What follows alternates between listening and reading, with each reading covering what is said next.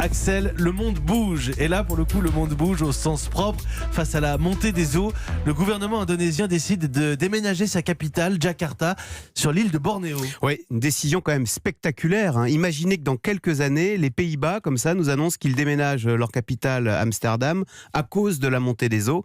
Eh bien, c'est ce qu'a annoncé hier le président indonésien.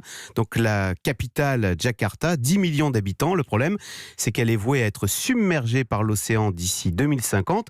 Océan qui monte chaque année avec la fonte des glaces polaires, du Groenland. Et donc au rythme actuel, un tiers de la ville, de la capitale, aura disparu dans une génération, dans 25 ans. C'est donc maintenant qu'il faut agir avec cette décision radicale. Ah oui, clairement. Ouais. On déménage. Donc la capitale. Voilà, on déménage. Le gouvernement va créer ex nihilo une nouvelle capitale à 1000 km de là, donc au sec, sur l'île de Bornéo. Le déménagement commence en 2024. Il coûtera 32 milliards de dollars. Alors reste d'ailleurs à trouver un nouveau nom pour cette nouvelle capitale, si vous avez des idées. Pourquoi ils ne veulent pas l'appeler Bornéo ? L'île, c'est le nom de l'île, Bornéo. Ils cherchent un nouveau nom parce que ça va être une nouvelle ville créée ex nihilo. New Jakarta. Voilà, au sec. New Dry Jakarta. Un peu plus originaux peut-être que New Jakarta, mais on va avoir d'autres problèmes écologiques, parce que Bornéo, c'est de la jungle, me semble-t-il. C'est ce que disent les associations écologiques. On quitte un problème pour en créer un autre. Il y a des orang-outans sur l'île de Bornéo.